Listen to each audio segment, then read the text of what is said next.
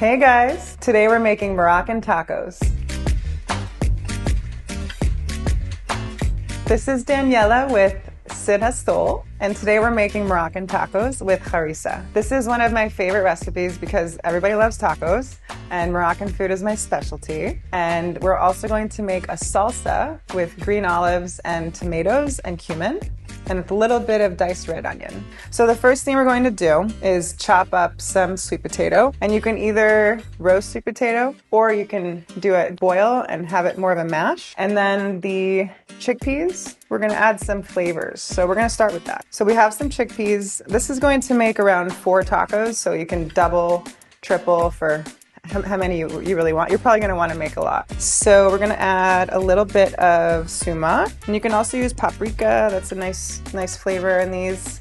A little bit of cumin, some salt, and a little bit of pepper, and some oil. I'm using olive oil today. So I use olive oil when I'm making like salad dressings, salads, but I typically don't cook with it. So this is perfect for what we're making with tacos because we're not actually cooking anything. So mix it up, and then we're gonna let it marinate as we make the other ingredients. One thing also I didn't mention is we're making these with some vegan feta. There's a few different brands on the market. The best that I've found are the ones made with the coconut oil. There's a couple varieties that are quite delicious. So delicious that one of my colleagues completely thought this was real feta. It's that good. All right, so we're gonna get the sweet potatoes mashed, and what we're gonna do is actually make it with a little harissa, and feel free to use the same fork or spoon that you use to mix the chickpeas. So we're gonna just add some harissa to our sweet potato and just mash it up, and maybe do a little bit of salt, a little pepper. So this is a nice mash. Doesn't have to be like super mashed, just enough that it can be spread inside of your taco. We're also going to dice up some avocado. Avocados, you always want to wash them before you cut them. Definitely very important. You know, whatever comes from the outside is going to go on the inside. So I always wash my produce, even if it has a shell or a skin. So this is actually a good time for you to learn how to cut an avocado, because sometimes people have a hard time taking the pit out. And look how beautiful this is. Wow, perfect avocado. You never know until you open it up. So this is a little dicey, but you can do this at home. It's not too scary. So I take a knife and just kind of make sure you're aiming towards the pit. Just hit it, twist, pulls out, okay? And then the best way to get the avocado out without damaging it, so it stays intact, I do one cut and then I peel it. Everyone has their own techniques, but this one works really well for me. And feel free too, if you want, you can add this to our salsa, or you can just have it on the side. Avocados have definitely become one of my favorite things to eat since I moved to California. I probably have one every day. And a little tidbit about avocado, it is amazing for your hair. Not something you want to necessarily use it for because it's so expensive here, but when you're traveling, like places like Hawaii, where they're so plentiful, just go to town. Use avocados for your skin, for your hair, for everywhere. It's just so good for you. So we're gonna do a little dice on the avocado. And this knife, by the way, I really like because it's not only good for chopping, but I also can use it to pick up the ingredients and transfer into a bowl. So today what we're gonna do is actually add the avocado to our salsa. It's gonna give a nice creaminess with the tomato and the green onion. And then depending on how much spice you like, the harissa can be more spicy or less spicy. So this one's a mild one, but I definitely like the more spicy one.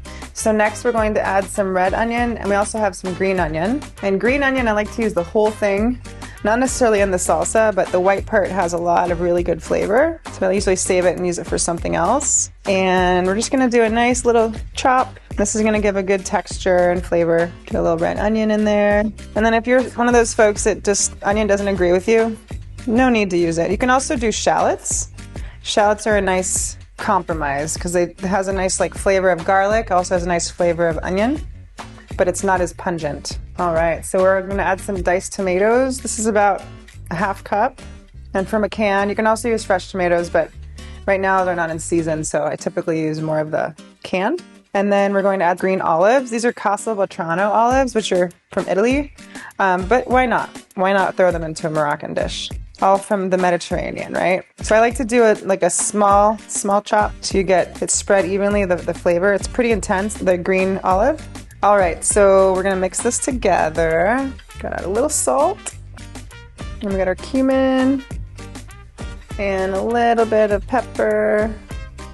All right, so mix it up. We could call this a Moroccan pico de gallo. Why not? I really like chunky salsa. I think it's the best. But if you like a more pureed one, that's good too. You can just throw this all into a blender. And then I also challenge you to make your own variation of salsa. All right, so we got our salsa ready.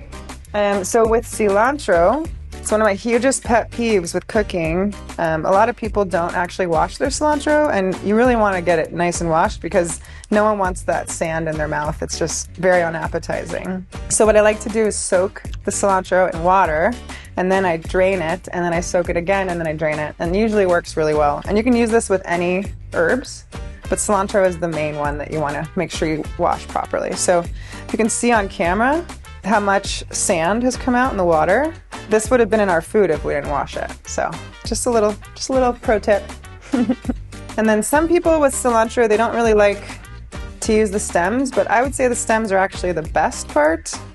And they typically have the most flavor, to the extent that a lot of chefs have started to use just the stem. They don't even use the leaves anymore. Another pro tip I want to share with you is when you're chopping, you want to engage your core as much as you can so you're not overextending your back. I've been trying to train myself to do this for years, and it really is helping a lot. For tacos, I typically like a nice bigger chop. Doesn't have to be super fine. So we got our cilantro, and we have all our ingredients to make our tacos. So next, these are my favorite tortillas. They're a mixture of corn and flour, nice and flexible too. They don't just fall apart. And I like to heat them up on the stove. If you have a gas stove, it's the best. Cut a few seconds on each side, nice and warm. Keep them in a towel until you're ready to eat. So we're gonna start with our mash because it's gonna make it so all the ingredients kind of stay intact. So we got our mash. We have our salsa. We're gonna put in our chickpeas that have been marinating. They're really nice and flavored. We're also gonna add some of the feta. And then last but not least, our beautiful cilantro. All right, check that out. And then why not add a little bit more of our salsa for color on top. Oh my goodness, these are so beautiful. I can't wait. It's like, it's art, but we make food to eat. So this is gonna go in my belly right now. I'm so excited. Okay, all right. Time to taste. Wow. That cumin, the avocado creaminess too, so good. And this feta. Oh, you guys want some?